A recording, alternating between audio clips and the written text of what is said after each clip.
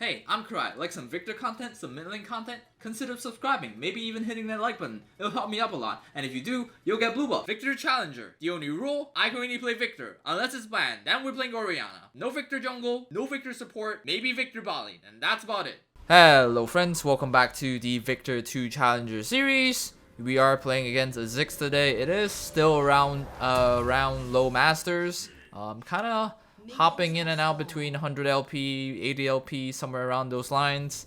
But we are playing against a ZIGGS today with an Olaf on the enemy jungle. We have a Fiddlesticks in our jungle. I've opted to go for Face Rush mainly because they have Olaf and also Mundo. I've also been liking Face Rush a lot, mainly because after laning phase, like the only thing that sucks about Face Rush is the fact that you don't really have that much poke in laning phase. But honestly, most of the time, since you can't kill them anyways, and Viktor's early game damage is pretty laughable, I think scaling for Phase Rush is pretty good here. Alternatively, I can see myself running First Strike if the enemy didn't have Olaf or Mundo. Again, the strong reason why I'm taking Phase Rush is mainly because later on in the game, I have to run away from Olaf. But going into the lane, you can see that we're already trying to push for level 2 here. The main goal here, honestly, is just to push for level 2. After we've had, like, look at the scenario right here, right? We've hit level 2. All we have to do is make sure to just burn ZIGGS' ability. Instead, I opted to just walk forward and ate too much poke. What should have happened was that after I hit level 2, I should just maintain the slow push. And then, as usual, we just push for wave 2 and wave 3 into a crash, and then we go for a cheater recall. We definitely did not have to walk up to eat poke like that. Remember, like, we're just contesting for level 2 for the cheater recall, for the level 2, for the crash. We're not trying to crash. We're not trying to heavily harass to kill the enemy. I guess a small note to take is that whenever you guys are deciding to push a lane, you understand why you're pushing. Are you pushing to do a cheater recall? Are you trying to harass the enemy mid laner because you have something like a Lee Sin, a Rek'Sai, something that can pull off early ganks? It's just these little things that will really help you excel in your laning phase. And in this scenario, we really just wanted to fight for the level 2, or for rather the level 2 and the crash at wave 3. And we did not have to eat poke if we do not have to eat poke. But going back to lane, we get Monarch Crystal here instead of a Amp Tome, because again, this is a pushing lane. Whoever is able to push up this lane first will automatically win the lane by default. Mainly because once you push the lane, the other mage has to stay under their turret to farm, while you have more time to roam around, help out your jungler, or even just secure river vision, which is really helpful to your side lanes.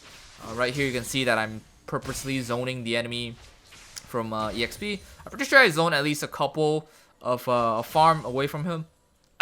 The reason why I want to do this is because I noticed that his mana is kind of low, and since his mana is low, I want to burn it. I want to burn his mana as much as I can. And after his mana is low enough, he's either forced to recall and forced to use a TP, and if not, I can just, like so, hold a freeze here, which really cripples the ZIGGS. I can even like look for a base here and just TP back, get a Amp Tome. Any small little item helps. Instead, I think I opted to stay in lane. I think what I should have done here was try to kill the cannon, because sometimes you really want to avoid letting the cannon stay alive, as the cannon is a pretty tricky minion to try to hold a freeze with. It's possible, but ideally it's better to just hold a +3 of casters or melees. So again, right here, we're just trying to land some poke as much as we can, because we have our recall timing soon, meaning that if we can just land all this, if we can trade as much as we want, because as soon as we recall, our health bar and mana bar is just gonna we're just gonna restore our health bar and mana bar anyways. Again, ZIGGS is doing what I should be doing, which is just to hit the wave and not let it push towards my side. This is definitely a mistake from my side. Imagine if the enemy jungler invaded me, invaded my jungler, and I'm not there to help because my wave is on the turret. That's completely my fault. Right here, I'm pretty sure I have lost chapter, And notice how the ZIGGS is already hitting the cannon wave. What he should have done, instead, to deny me the most amount of minions, is to let the minions actually kill each other instead of hard pushing it. I lost 1 minion, but potentially I could have probably lost 2 if he actually played it like I said so. But instead, we lost the minimal amount of minions possible in that scenario. Sometimes you might not even lose a single minion if the RNG of minions is right. So, oh right, the reason why we get a scanner is because we saw the ZIGGS put a ward in the middle of the lane. So you know, you want to get as much value as you can, regardless of what you can do, as long as it doesn't hurt you in the long run. Right here, you can see I'm not fast pushing the lane, mainly because I know ZIGGS still has TP, and if I fast push the lane, he's probably just gonna burn the TP.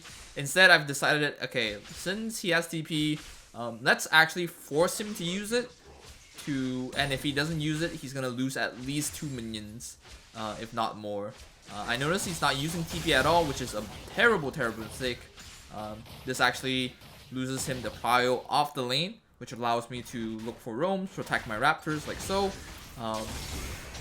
I'm surprised that hit me, by the way. That is a far axe. But yeah, because he didn't TP, he lost control of the lane. I'm allowed to protect my jungle for free, denying Olaf the opportunity to counter jungle, and as well as the fact that I'm able to just crash a big wave and potentially, instead on top of like protecting my jungle, do whatever I want for a couple of seconds. Right here, he gets the push first, but it's not a big deal because I see that I can just easily clear the wave, as well as the fact that Quinn is also around here.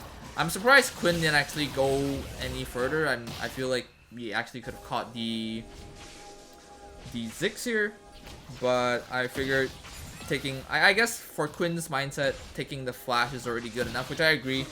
Sometimes I think in game people tend to overgreed, like, oh, the enemy burns flash, and then even though there are chances that we can still catch them, burning the flash is already plenty good enough.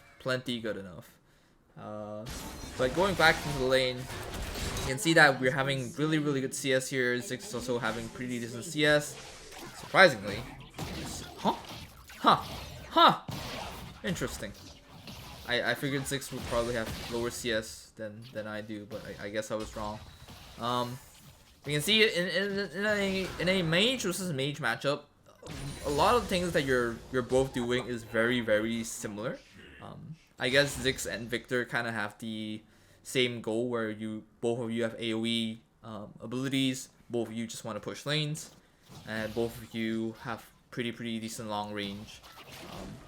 The only advantage I'm having here, which is good enough, is that I have a small level lead onto him, probably like 10%, which is, again, in a mirror matchup, well, I won't say mirror matchup, but in a archetype mirror matchup, any small lead that you can get makes a really big difference. Because the faster, the bigger, or rather, when you have a lead, that lead will only get bigger. And even if the lead doesn't get bigger, you will hit your power spike first. That's the way I see it, at least. But moving on, going back into lane, rather, once we get our E upgrade in this lane, it's pretty hard for ZIGGS to actually contest for the push, since we can just E the wave and instantly shove. Right here, ZIGGS actually happy triggered on his ult, and at this point, again, once we have our E plus, it's pretty hard for the ZIGGS to actually trade back, or rather have faster push than us. Right here, we're looking for base because we have enough cash for a Codex and a Dark Seal, and we ideally want to base when the next coming wave is a cannon wave. The reason for so is because if you base during a upcoming cannon wave, the enemy, most of the time, they can't push fast enough, and worst case scenario, they'll just let it crash in the middle and not touch it, and you lose 2 CS. Worst case scenario is actually if they push it. If they push it, because they can't push fast enough, they're forced to stay in lane even more while you have an item advantage. Notice here that once I come back to lane, ZIGGS actually has the same item as me, but I have a Dark Seal, so I still have an item advantage. But the other reason is because now he can't base. He probably didn't burn TP here. I would have to look at the replay. But right now, I basically almost lost 0 CS.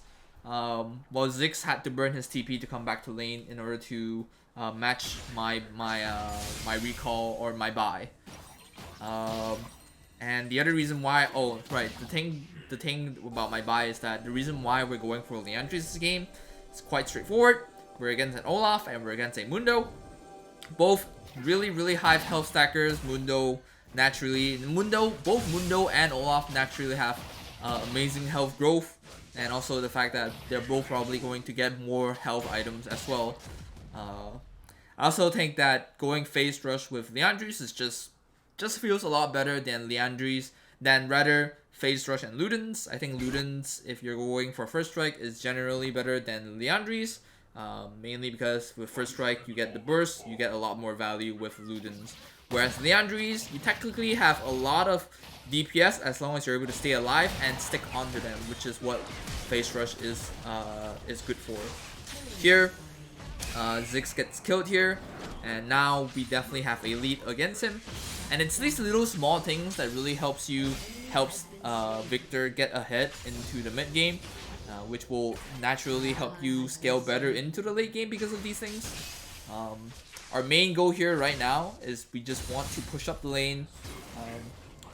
The reason we want to push up the lane is obviously we want to take the platings, but the other reason is because we want to pressure the map. Because Olaf is dead, obviously he's not going to come. But let's say if Olaf is alive, we push up the wave. If Olaf does come to your lane, you've already done your job. If Olaf doesn't come to your lane, or rather if Olaf is dead, or you see him on the other side of the map, instead of taking platings, it's much more worth it to go for Raptors, because platings will only give you gold, which is good. But if you take Raptors, not only are you getting gold, but you're also denying the enemy gold, as well as the fact that you're also denying EXP from the enemy. So you're basically giving them a double whammy instead of just taking 160 gold from platings. Don't get me wrong, I like platings, but sometimes they're just way too risky, especially if you're running first strike.